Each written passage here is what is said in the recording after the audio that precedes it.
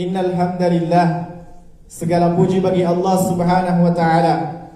Nahmaduhu wa nasta'inuhu wa nastaghfir. Kami memuji, memohon ampun serta bertaubat kepadanya. Wa na'udzu billahi min syururi anfusina. Dan kami memohon agar dijauhkan dari keburukan-keburukan jiwa-jiwa kami. Wa min sayyiati a'malina. Dan juga dari keburukan-keburukan amalan kami. May yahdihillahu fala mudhillalah. Barang siapa yang diberikan petunjuk oleh Allah, maka tidak akan pernah ada yang dapat menyesatkannya. Wa may yudlil fala hadiyalah. Dan barang siapa yang disesatkan oleh Allah, maka tidak akan pernah mendapatkan petunjuk. Asyhadu an la ilaha illallah. Saya betul-betul bersaksi, tiada Tuhan yang berhak disembah kecuali Allah. Wahdahu, sendiriannya, la syarikalah, tidak membutuhkan sekutu baginya. Wa asyhadu anna Muhammadan abduhu wa rasuluh. Dan saya bersaksi pula bahwasanya Muhammad ibn Abdillah betul-betul hamba utusan dan rasulnya. Wala nabiyya ba'da, dan tidak ada lagi nabi setelahnya. Qala azza wa jalla fil Qur'anil Karim, Allah Subhanahu wa taala mengingatkan kita dalam kitab suci Al-Qur'an, ya ayyuhalladzina amanu, hei sekalian orang-orang yang beriman, ittaqullah, bertakwalah kepada Allah, haqqa tuqatih, sebenar-benar dan sepatut-patutnya takwa. Wala tamutunna illa wa antum muslimun, dan janganlah sekali-kali kalian meninggal dunia kecuali dalam keadaan Islam. Wa qala aidan, dan Allah Subhanahu wa taala juga berfirman, ya ayyuhan nas, hei sekalian manusia, ittaqu rabbakum, bertakwalah kalian kepada Tuhan kalian, alladzi khalaqakum min nafsin wahidah, yang menciptakan kalian dari Adam alaihissalam, wa khalaqa minha zawjaha, dan menciptakan kalian dari Hawa alaihissalam, wa batha minhuma rijalan katsiran wa nisaa, dan keduanya telah memberi kalian keturunan yang banyak, baik dari laki-laki maupun perempuan. Wattaqullaha alladzi tasaaluna bihi wal arham, innallaha kana 'alaikum raqiba. Dan bertakwalah kepada Allah serta peliharalah hubungan silaturahim, sesungguhnya Allah senantiasa mengawasi gerak-gerik kalian. Di ayat yang lainnya lagi-lagi Allah ingatkan, ya ayyuhalladzina amanu, hei sekalian orang-orang yang beriman, ittaqullah, bertakwalah kepada Allah, wa qulu qawlan sadida, dan ucapkan perkataan yang baik, yuslih lakum a'malakum, niscaya Allah akan membantu kalian memperbaiki amalan-amalan kalian, wa yaghfir lakum dzunubakum, juga Allah akan mengampuni dosa-dosa kalian. Wa may yuti'illah, barang siapa yang mentaati Allah, wa rasulah, dan mentaati rasulnya, faqad faza fawzan azima, baginya kemenangan yang azim, kemenangan yang besar di sisi Allah Subhanahu wa taala. Amma ba'd, fa inna asdaqal hadits kitabullah, wa khairul hadi hadi Muhammadin sallallahu alaihi wasallam, wa syarrul umuri muhdatsatuha, wa inna kulla muhdatsatin bid'ah, wa inna kulla bid'atin dhalalah, wa inna kulla dhalalatin finnar, wa na'udzu billahi minan nar. Jamaah salat Jumat yang semoga dirahmati dan dimuliakan oleh Allah Subhanahu wa taala. Hari ini kita berada di Jumat yang terakhir di bulan Rajab, salah satu dari 4 bulan yang Allah muliakan. Kita sekarang berada di tanggal 28 Rajab 1445 Hijriah. Berarti jamaah sekalian, kurang lebih 31 hari ke depan kita akan memasuki bulan suci Ramadan, jika Allah berkenan memperjumpakan kita dengan bulan suci Ramadan. Dan kita sangat berharap agar sekiranya Allah memperjumpakan kita dengan bulan suci Ramadan. Amin ya rabbal alamin. Jamaah salat Jumat yang semoga dirahmati dan dimuliakan oleh Allah Subhanahu wa taala. Pada kesempatan kali ini, khatib akan mengangkat tema atau akan mengangkat satu pembahasan tentang sebuah dosa yang diremehkan oleh kebanyakan orang. Apa itu jemaah sekalian? Dosa yang membuat seseorang bisa menjadi penyebab seseorang masuk ke dalam api neraka. Allah Subhanahu wa taala menceritakan tentang penduduk neraka Sakor. Neraka Sakor yang Allah Subhanahu wa taala sebutkan dalam firman-Nya, menceritakan penduduk neraka Sakor. Ma salakakum fi Sakor? Ditanyakan kepada mereka, apa yang menyebabkan kalian masuk ke dalam neraka Sakor? Apa jawabannya jemaah sekalian? Qalu lam naku minal musallin. Mereka menjawab, dulu di dunia aku tidak termasuk orang yang melaksanakan solat. Jemaah sekalian, yang akan kita bahas meninggalkan solat yang Allah wajibkan. Ini jemaah sekalian di antara dosa besar. Bahkan Al-Imam Ibnu Hazm rahimahullahu taala, beliau meletakkan meninggalkan solat dosa terbesar kedua setelah kesyirikan.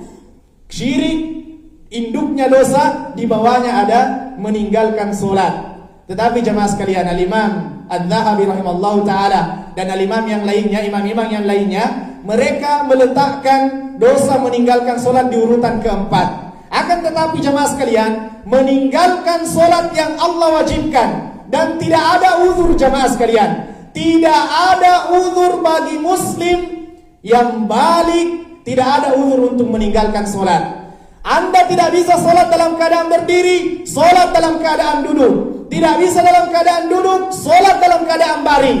Tidak bisa dalam keadaan baring, silahkan Anda berbaring di atas keranda dan diletakkan di depan imam untuk disolati jenazahnya. Jemaah sekalian, semoga dirahmati dan dimuliakan oleh Allah Subhanahu wa taala. Tidak ada pekerjaan dunia, seharusnya tidak ada pekerjaan dunia yang melalaikan kita dari solat. Jemaah sekalian, meninggalkan solat lebih besar daripada sekali berzina. Meninggalkan solat satu kali lebih besar daripada sekedar minum khamar. Lebih besar dosanya daripada satu kali mengonsumsi narkoba. Meskipun semuanya jemaah sekalian, zina, khamar, narkoba, semuanya masuk dalam lingkup dosa besar.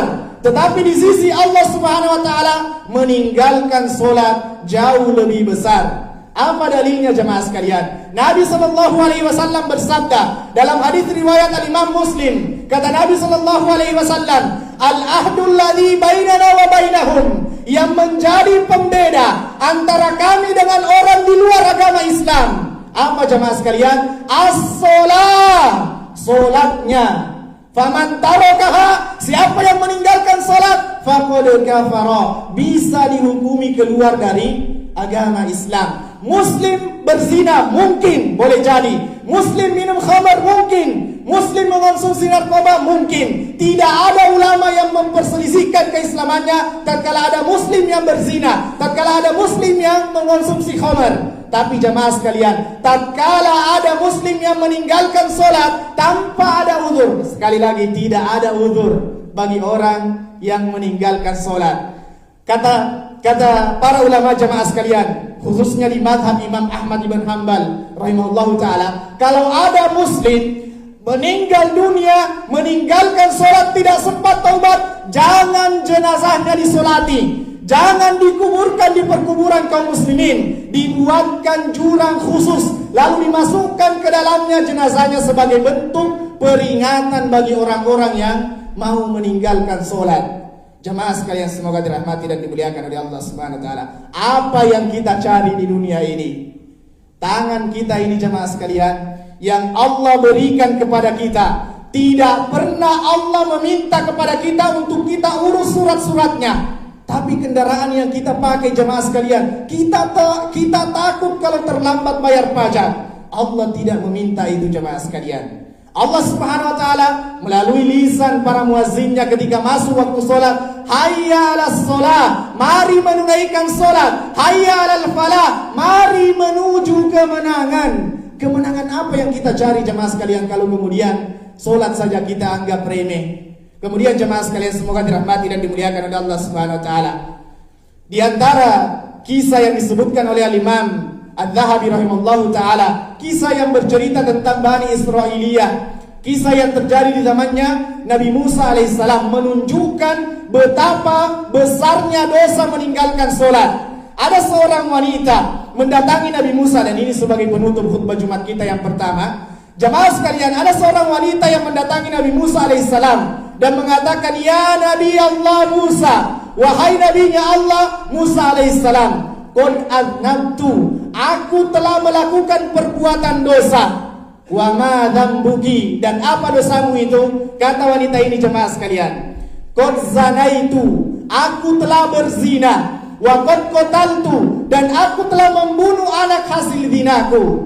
Apa kata Nabi Musa, jemaah sekalian? "Ukhruji, keluar engkau, sungguh besar dosa yang telah engkau lakukan."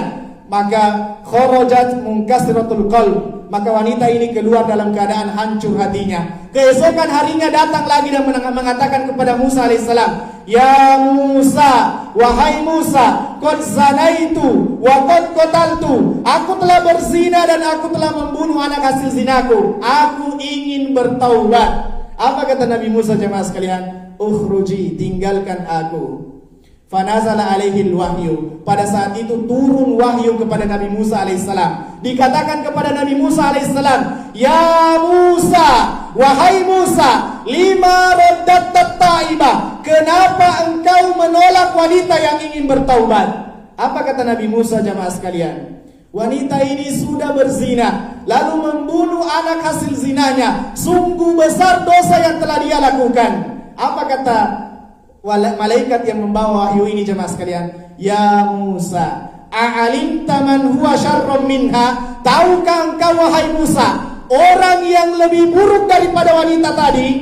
"A'alimta ya Musa man huwa syarrum minha, tahukah engkau wahai Musa orang yang lebih buruk daripada wanita itu?" Kata Nabi Musa alaihissalam, "Faman, siapa lagi yang lebih buruk dari wanita yang sudah berzina lalu membunuh anak hasil zinanya?" Apa kata yang membawa wahyu ini, jemaah sekalian? "Tarikus sholah." Orang yang lebih buruk daripada wanita itu adalah orang yang meninggalkan sholat yang Allah wajibkan. Maka jemaah sekalian, semoga dirahmati dan dimuliakan oleh Allah Subhanahu wa taala. Mungkin ada di antara kita yang mengatakan, "Bagaimana keadaan saya yang sudah terlanjur bolong-bolong salatnya dan lain sebagainya?" Jemaah sekalian, Allah Subhanahu wa taala atau agama kita tidak datang hanya untuk memberikan ancaman. Di dalam surah Az-Zumar, Allah Subhanahu wa taala menyampaikan kabar yang sangat menggembirakan bagi kita pelaku-pelaku dosa. Kata Allah Subhanahu wa taala, "Qul," katakan wahai Muhammad, "Ya ibadiyalladzina asrafu ala anfusihim, wahai hamba-hambaku yang melampaui batas, la taqnatu min rahmatillah, jangan berputus asa dari rahmat Allah. Innallaha yaghfiru dzunuba jami'a, sesungguhnya Allah mengampuni dosa seluruhnya, asalkan kita bertaubat di dunia." Maka jemaah sekalian, kalau kita masih meninggalkan sholat, atau sholat kita hanya di hari Jumat saja, mulai hari ini kita tanamkan dalam hati dan bertobat kepada Allah. "Ya Allah, saya tidak akan lagi meninggalkan yang namanya sholat yang Allah wajibkan, yang sholat 5 waktu." Jemaah sekalian, Nabi SAW yang dosanya sudah diampuni, berapa rakaat Nabi SAW, jemaah sekalian, dalam satu hari satu malam? 17 rakaat solat yang Allah wajibkan, beliau menambah dengan 11 rakaat di solat malamnya, menambah 12 rakaat di solat rawatibnya, 40 rakaat, dan dosanya sudah diampuni. Bagaimana dengan kita yang tidak ada tanda-tanda diampuni dosa kita? Masihkah kita berleha-leha, jamaah sekalian? Aqulu qouli hadza, setelah mengucapkan perkataanku ini, astaghfirullah li, saya memohon ampun untuk saya pribadi, wa astaghfirukum, dan saya juga memohon ampun untuk jamaah sekalian. Innahu huwal ghafurur rahim.